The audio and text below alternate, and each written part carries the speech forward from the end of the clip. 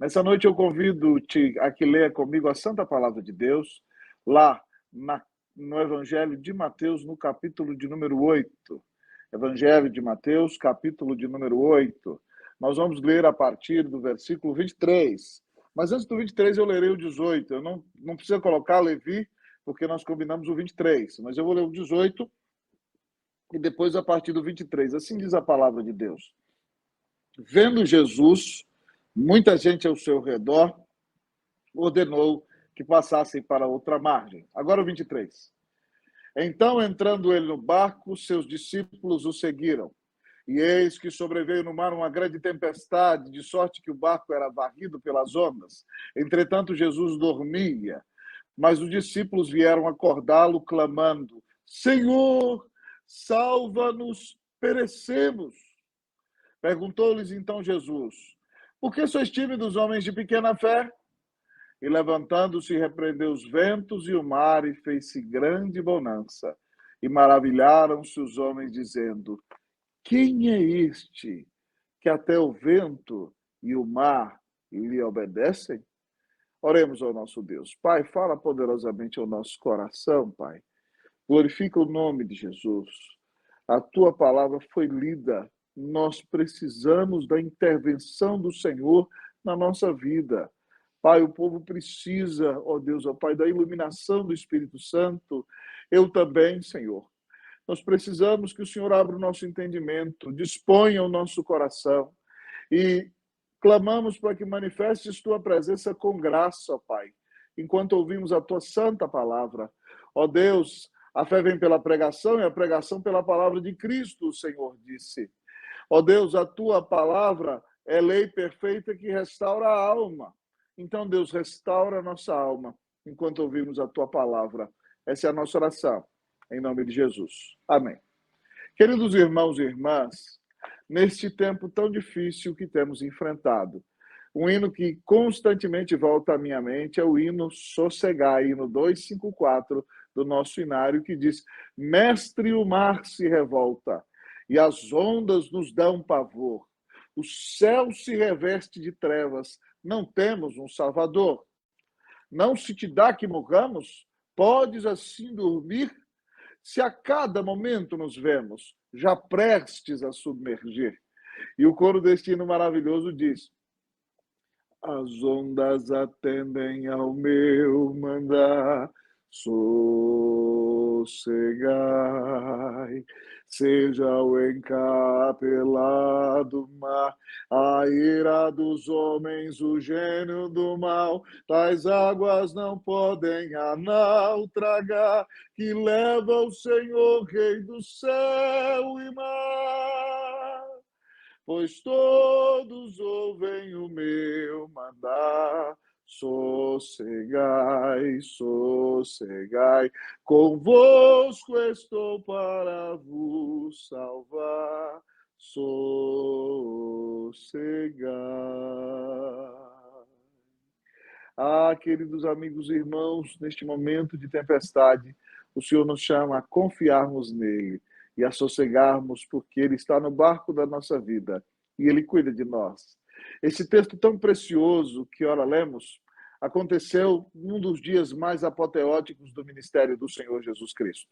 Depois de pregar aquele que é um dos maiores sermões da história, o Sermão do Monte, o Senhor Jesus desce da montanha, cura um leproso, toca nele, cura o seu coração, cura as feridas da sua alma. Ele diz a Jesus: Senhor, se quiseres, podes purificar-me. O Senhor Jesus toca nele e diz: eu quero, fica limpo.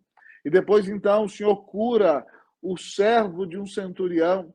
E quando ele vai se aproximando da casa do centurião, o centurião diz: Senhor, não sou digno de que entres em minha casa. Porém, manda com uma palavra e o meu rapaz será curado. Porque eu sou homem sujeito à autoridade e também tenho homens debaixo das minhas ordens, e digo àquele vai, ele vai, e ao outro vem, ele vem, faz isso e o outro faz. E Jesus disse: nem mesmo em Israel eu achei uma fé como essa. E manda de volta para casa. E quem veio falar, quando chega lá, encontra o servo curado. Depois o Senhor Jesus vai à casa de Pedro. E chegando ali, encontra a sogra deste acamada com febre. E o Senhor Jesus a toma pela mão. E a febre a deixa. Louvado seja o nome do Senhor. Ela se levanta e começa a servi-los. E já no fim do dia, já à noitinha, anoitecendo, uma grande multidão se reúne à porta da casa de Pedro. E o Senhor Jesus começa a curar paralíticos. O Senhor Jesus destrava a língua de mudos. O Senhor abre os ouvidos dos surdos. O Senhor abre os olhos dos cegos. O Senhor expulsa muitos demônios. Então, quando eles estão ali naquele momento tão glorioso, de tanta visitação de Deus, o Senhor Jesus olha toda aquela cena. E no versículo 18 ele diz, vendo muita gente ao seu redor, ordenou que passassem para outra margem.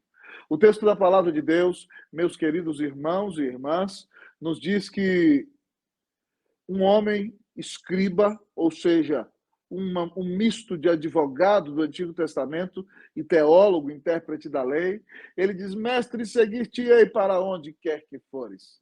Jesus diz, as raposas dos céus têm suas covas, as aves, as raposas da terra, né, têm suas covas, as aves dos céus, os seus ninhos, mas o Filho do Homem não tem onde reclinar a sua cabeça. E aquele homem não segue Jesus. Outro dos discípulos diz, mestre, eu quero te seguir, mas deixa primeiro eu sepultar meu pai. E Jesus diz, deixa os mortos os sepultar os seus próprios mortos. Tu, porém, vem e segue-me. E a palavra de Deus diz então que, entrando o Senhor Jesus no barco, seus discípulos o seguiram.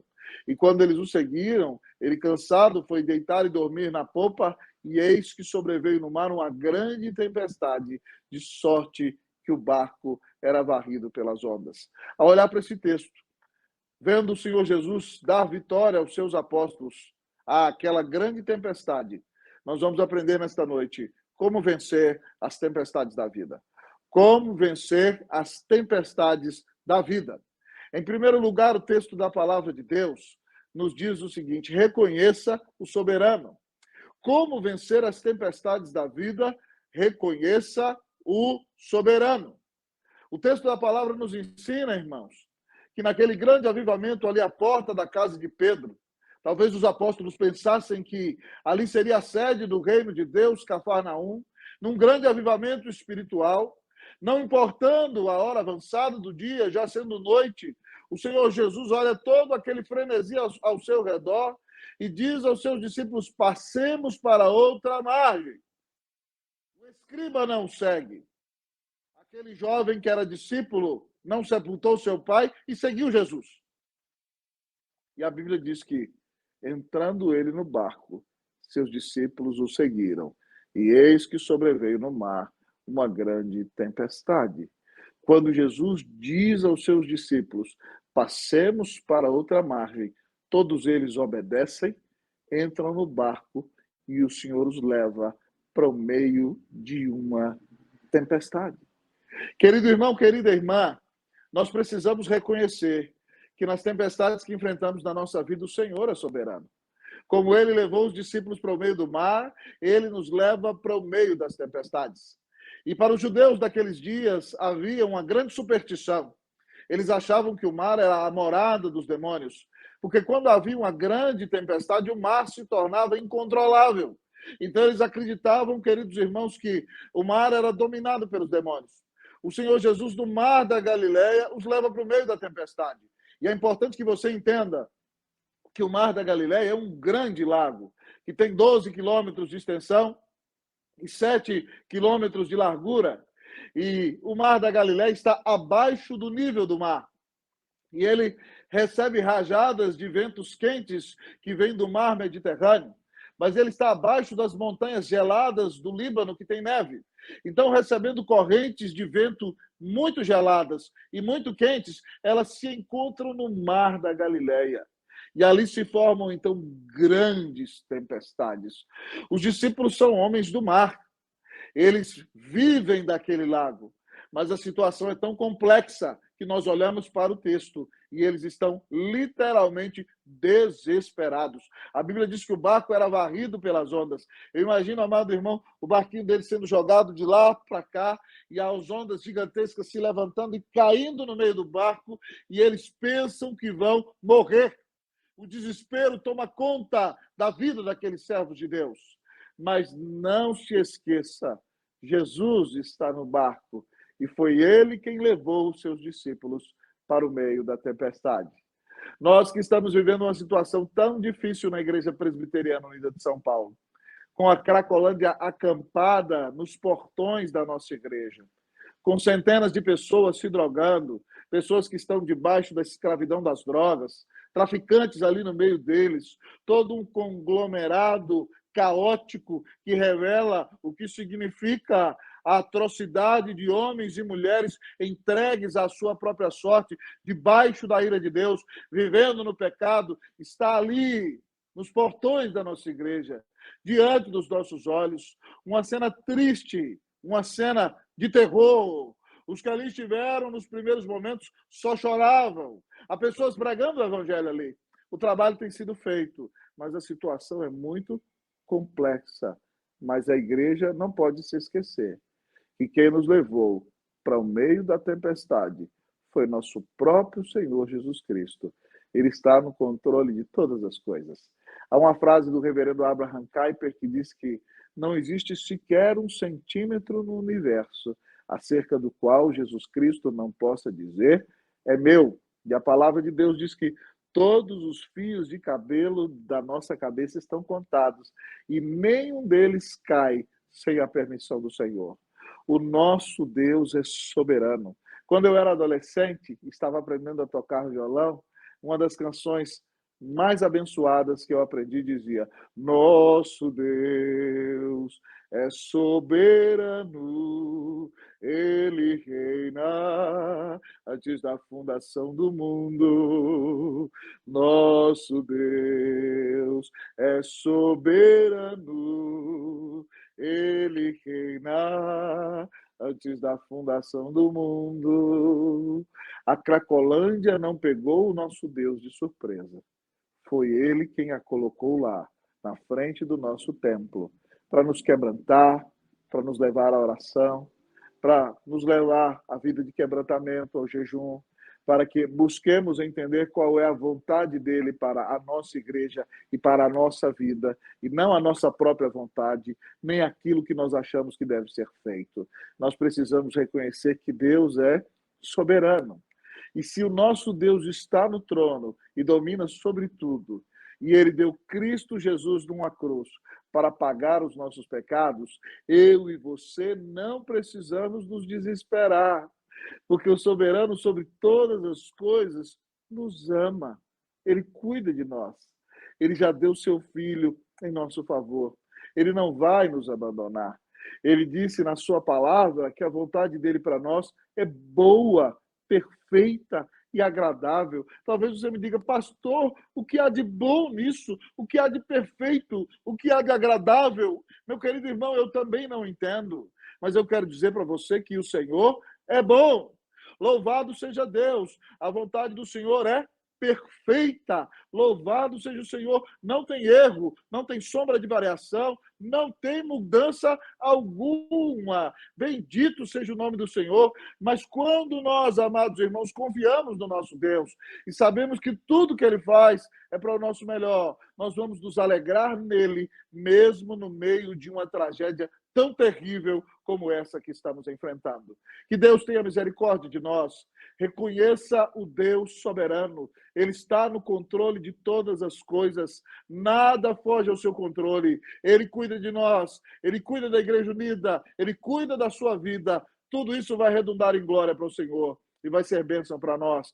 Como vencer as tempestades da vida? Em primeiro lugar, reconheça que o Senhor é soberano. Ele é Deus bom, ele está no controle de todas as coisas. Ele é o Deus que abençoa a nossa vida. Louvado seja o Senhor. Você tem reconhecido que Deus está no controle? Se eu e você reconhecermos que o Senhor está no controle, nós não vamos nos desesperar. Nós não deixaremos o desânimo tomar conta do nosso coração. Mas nós confiaremos no Senhor, porque Ele é bom e Ele cuida de nós.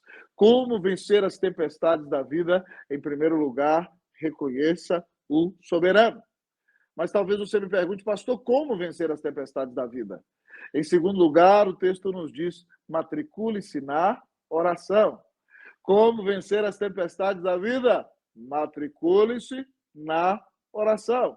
O texto da palavra nos diz o seguinte, versículo de número, amados irmãos, 25.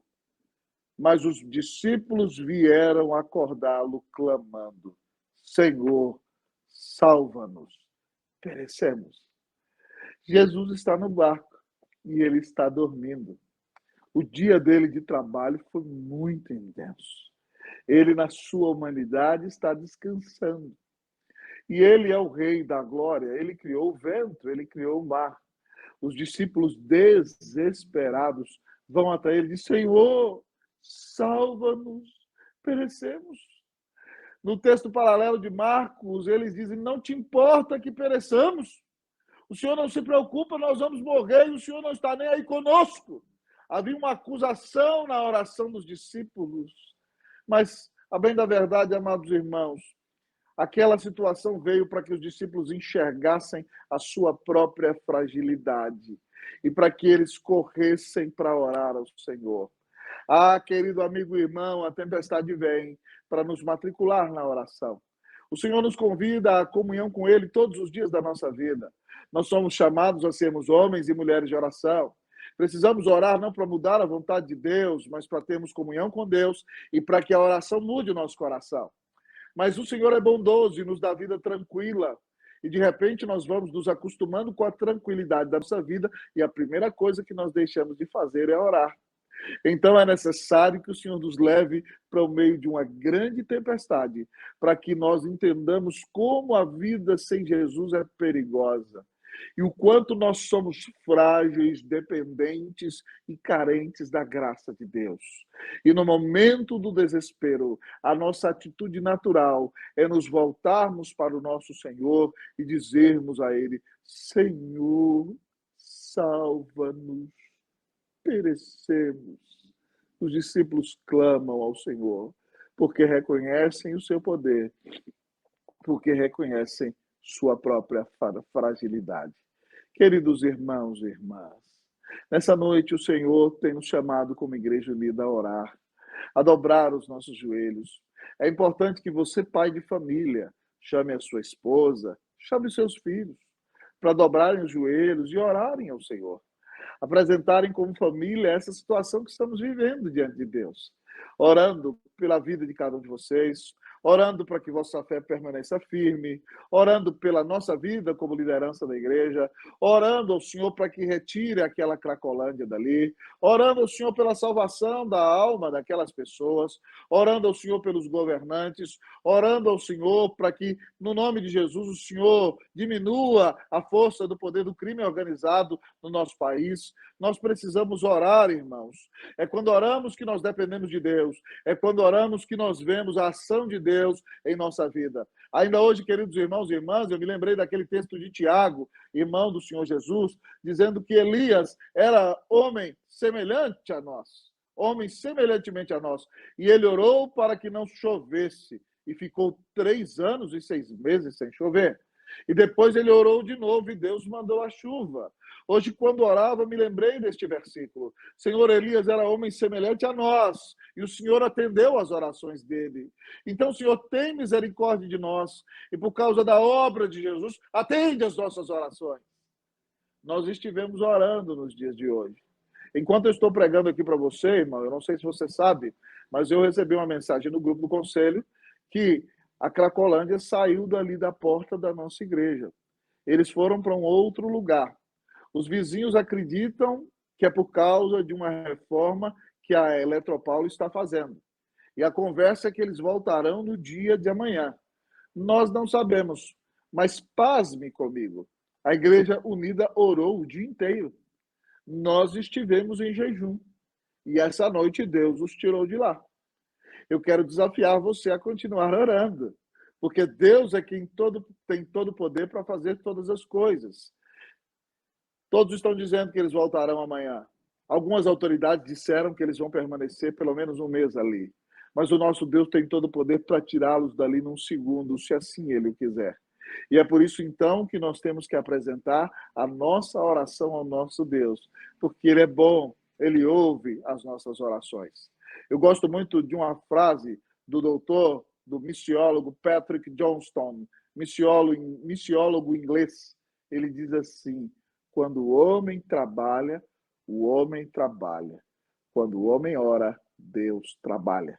Hoje nós trabalhamos intensamente, desde cedinho de manhã, levantando por volta das 5 horas, com um grupo de presbíteros, fomos abordar o prefeito numa atividade que ele estava organizando. Ele nos deu atenção, conversamos com um deputado, conversamos com uma vereadora e um amado irmão presbítero Joel, lá da igreja Betel de Vila Malha, nos ajudou e continua a nos ajudar nos contatos. Foi um dia de muito trabalho. Durante o dia inteiro eu atendi, conversei com muita gente, um dia cheio de cansaço. Eu estou literalmente extenuado. Mas, irmãos, durante esse dia, nós paramos algumas vezes para orar, porque nós sabemos que quando o homem trabalha com seu próprio poder. Mas quando o homem ora, quem trabalha a seu favor é o próprio Deus. Deus está nos chamando a orar para que vejamos a sua glória, para que vejamos o Senhor trabalhando em nosso favor. Como vencer as tempestades da vida? Em primeiro lugar, reconheça o soberano. Em segundo lugar, matricule-se na oração. Que Deus nos desperte para um avivamento de oração. Eu creio que o Senhor colocou a Cracolândia ali para mandar um avivamento para a Igreja Unida, para que nós oremos como nunca e vejamos o poder do Espírito Santo atuando em nossa vida. Vejamos a graça do Senhor nos enchendo. Vejamos o Senhor retirando de nós todas as barreiras que nos impedem de avançar. Que coloquemos o Senhor em primeiro lugar. Que amemos essa cidade. Que sonhemos com a salvação dela para a honra e para a glória do nome de Jesus. John Knox, o pai do presbiterianismo, orava dizendo: Senhor, dá-me Escócia para Jesus, senão eu morro.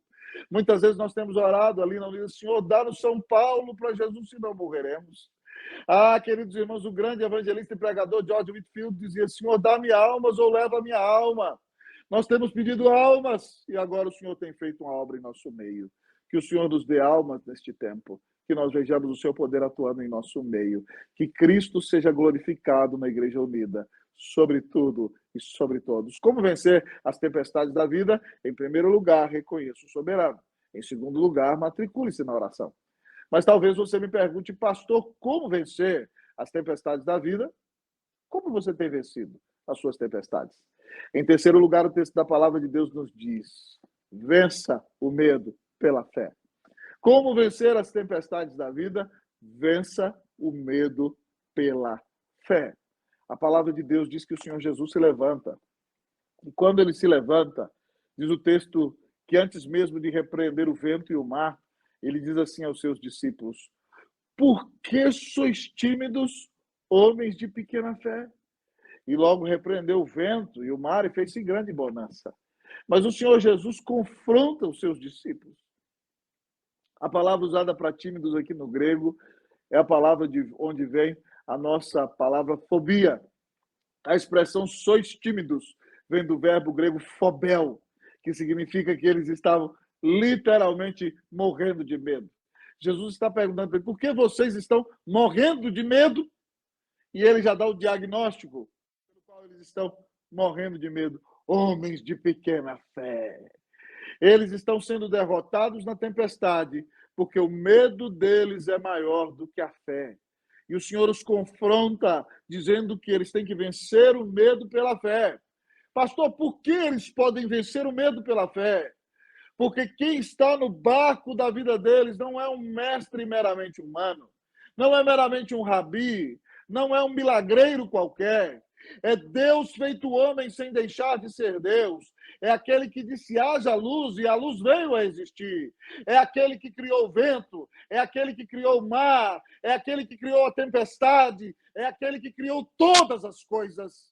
Então eles não precisam ficar desesperados. Se o Rei da Glória está presente na vida deles, eles sabem que nada foge ao controle do Senhor.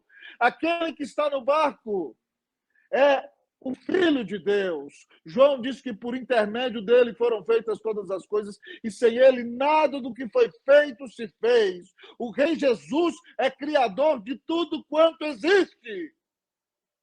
E se ele está presente na nossa vida, nós não precisamos ter medo. Nós temos que crer nele. Nada foge ao seu controle. Nada foge ao seu domínio. Ele é o Todo-Poderoso Deus e ele nos ama e deu sua vida na cruz para nos salvar. Jesus Cristo te amou e deu a vida na cruz por você. Ele te comprou com o sacrifício dele. Ele te perdoou de todos os seus pecados. Ele disse que das mãos dele ninguém pode arrebatar você. Ele te ama, ele cuida de você. Ele diz que vai sustentar você até que você persevere até o dia final na glória. Então não deixe o medo dominar a sua vida. Não deixe a angústia assolar o seu coração. Creia no Senhor Jesus. A Bíblia diz, ora, de fato, sem fé é impossível agradar a Deus. Porque é necessário que aquele que se aproxima de Deus creia que ele existe e que ele se torna o galardoador de todos aqueles que o buscam. Queridos irmãos e irmãs, eu sou impactado com a vida do pastor batista calvinista inglês William Carey. William Carey foi pastor ali no final dos anos 1700, já próximo de 1800. E William Carey começou a sentir um peso no coração pelos pagãos da Índia que estavam indo para o inferno, que nunca tinham ouvido falar do Senhor Jesus. Ah, meus queridos irmãos e irmãs, ele chegou na convenção da sua igreja batista calvinista. Infelizmente, eles eram hipercalvinistas, porque ele disse, me mandem para as missões. Ele não era pastor de tempo integral, ele era sapateiro, então ele precisava ser sustentado para ir para as missões. E eles disseram, não, se eles são eleitos de Deus, Deus vai dar um jeito de que eles se convertam. Você não precisa ir lá. Isso é hipercalvinismo. Porque Deus não somente predestina os fins, ele predestina os meios. Deus é soberano, mas ele atua através da nossa vida. E eles não mandaram William Carey. E ele foi, então, sozinho. Chegando na Índia, sua esposa enlouqueceu porque morreu um filhinho. E depois de um tempo, ela logo morreu. Depois ele se casou de novo. E ele pregou o evangelho ali, foi rejeitado pelos indianos. Também foi rejeitado pelos ingleses, seus compatriotas, porque ele pregava o evangelho e era contra a exploração que eles faziam com os indianos. E ele viveu ali 7 anos pregando, e durante 7 anos ele não teve um convertido sequer. Uma situação complicadíssima. Ele se levantou contra aquela prática hindu que quando o marido morre, a mulher tinha que ser queimada viva com o marido. E então ele lutou e de repente, então depois de um tempo, a embaixada da Dinamarca o recebe e abençoa seu ministério. E ele traduz a Bíblia para o sânscrito. E depois ele começa a pregar o evangelho. Ele organiza uma universidade. Ele forma jovens indianos. Ele ganha centenas de almas para Cristo Jesus. Seus próprios filhos se tornam missionários. Ele se casou segunda vez. A esposa morreu. Casou-se terceira vez. Influenciou uma geração de missionários e foi responsável por liderar uma grande equipe missionária e foi chamado o pai das missões modernas, o primeiro nessa idade moderna a sair da sua região, do seu país, e ir para um lugar onde ele não conhecia para pregar o evangelho de Jesus e ganhar almas para Deus.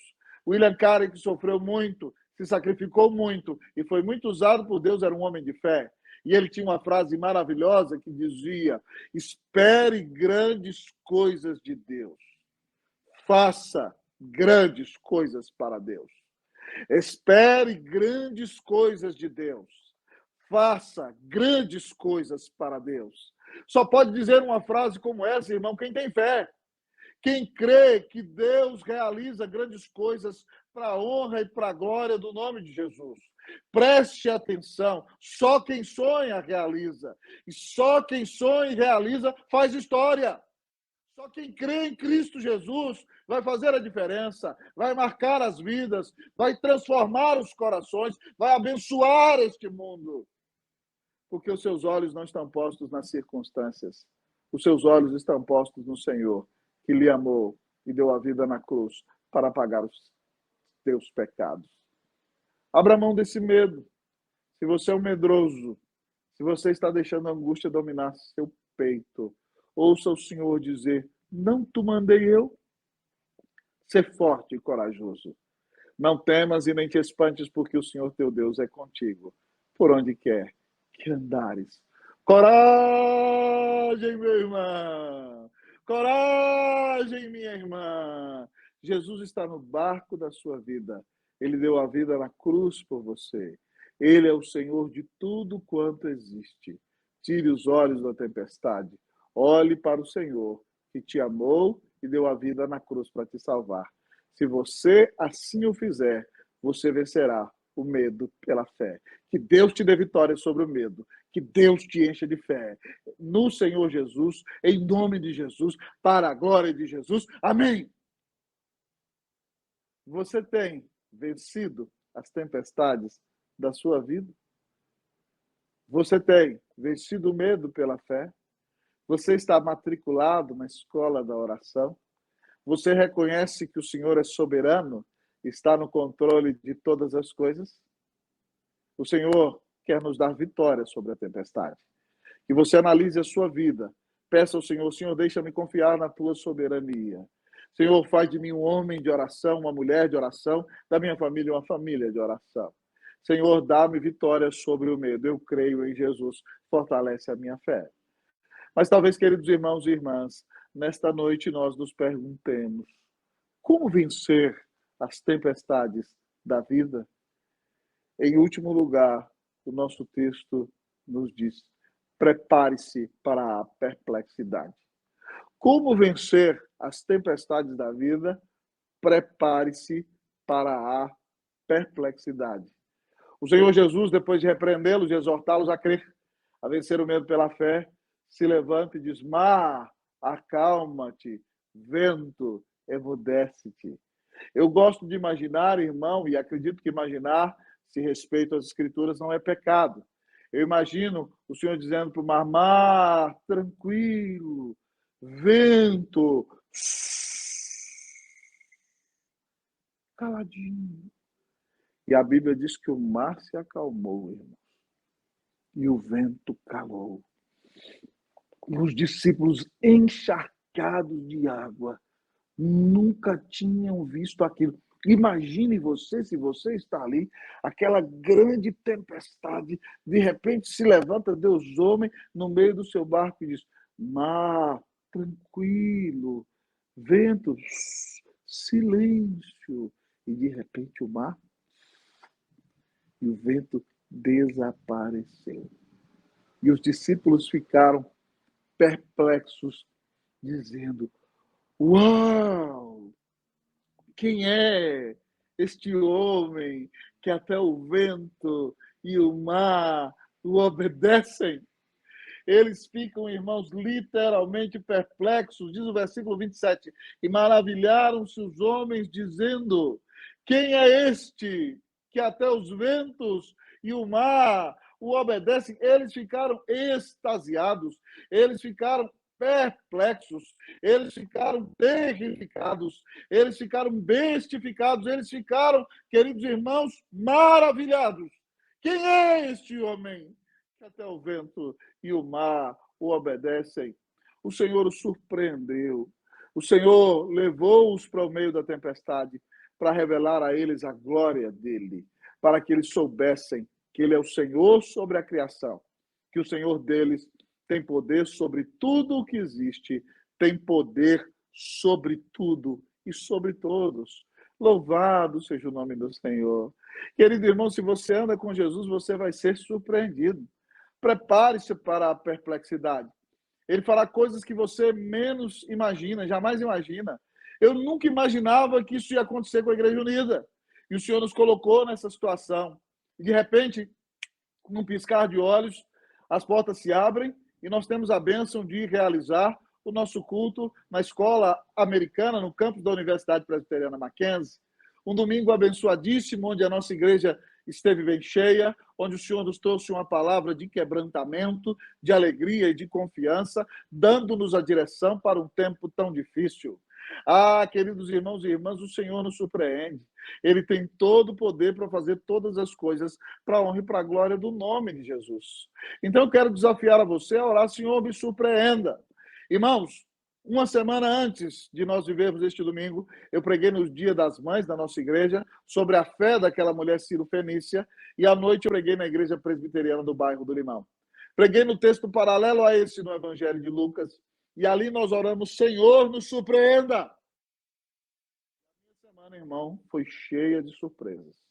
E eu estou perplexo até agora, dizendo: quem é este Jesus que até o vento e o mar o obedecem? Que o Senhor te surpreenda. Que o Senhor converta na sua família aquela pessoa que é a mais dura, que você já desistiu dela, que você está dizendo: esse não tem jeito, está entregue à própria sorte, vai para o inferno. De repente o Senhor pode descer e fazer algo glorioso e converter essa pessoa. Às vezes Deus manda enfermidade para converter aquela pessoa. Ah, querido amigo, irmão, às vezes Deus manda uma crise financeira, mas se ela for salva, glória a Deus, a maior bênção foi alcançada. Prepare-se, o Senhor pode te surpreender. Talvez você ache que a sua vida entrou no marasmo, numa frieza espiritual, e você acha: nada vai acontecer comigo, e de repente Deus bota uma cracolândia na sua porta, para você voltar a orar como nunca e voltar ao primeiro amor e se tornar a pessoa mais fervorosa da terra. Ah, o Senhor pode te surpreender, Ele é o Rei da Glória. O Senhor pode, irmãos, fazer grandes coisas no nosso meio. E eu estou pedindo ao Senhor que nos surpreenda, que tire todas as barreiras diante de nós, para que nós preguemos o Evangelho, alcancemos essa cidade e façamos todas as coisas para a honra e para a glória do nome de Jesus.